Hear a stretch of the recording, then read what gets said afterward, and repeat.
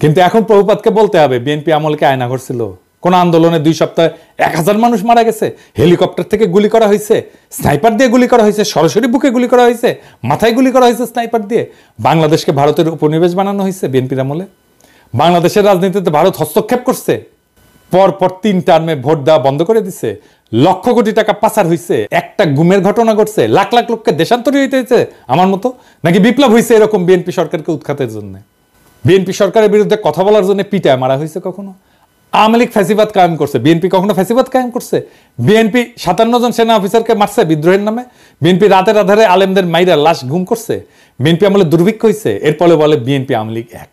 স্বাধীনতার পর আওয়ামী লীগ 25 বছর শাসন করছে, বিএনপি করছে 15 বছরের মতো। আওয়ামী লীগ মাত্র একবার শান্তিপূর্ণভাবে ক্ষমতা হস্তান্তর করছে, 2 বার তাকে নির্বাচন দিয়ে হটানো যায় না, রক্তাক্ত বিপ্লব করে হটাইতে হয়েছে। হ্যাঁ, শালার আমি জাউরার সিল দেই নাই না? হ্যাঁ, দেন এডিটর সাহেব, দেন জাউরার সিল দিয়ে দেন, 2 বার দেন, 3 বার দেন। 111 একটা পলিসি ছিল -2, মানে হাসিনা খালেদা দুইটাই বাদ, কিন্তু আসলে ওইটা -1, মানে Hasina in Khaleda out. BNP জামাতকে ক্ষমতায় আসতে দেওয়া যাবে না, এটা ইন্ডিয়ান লাইন, এটা বিজেপি কংগ্রেস সবার লাইন। কারণ বিএনপি জামাত ক্ষমতায় থাকলে ইন্ডিয়ার বাংলাদেশে ভাত নাই।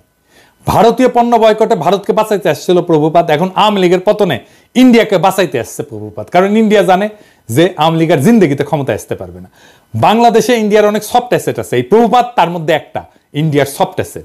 এরকম আরো অ্যাসেটকে মাঠে নামাবে ইন্ডিয়া, এই যে রোকে অ্যাপ্রাজি আর একটা সফট অ্যাসেট। তবে প্রভুপাত তোমার ইন্ডিয়ান সফট অ্যাসেট মার্ক করে রাখলাম, যেদিন ভারতীয় পণ্য বয়কটের পিছিয়ে লাগছো সেদিনই মার্ক করে রাখছি। আমার মার্ক করা ভুল হয় না, বুঝছাও?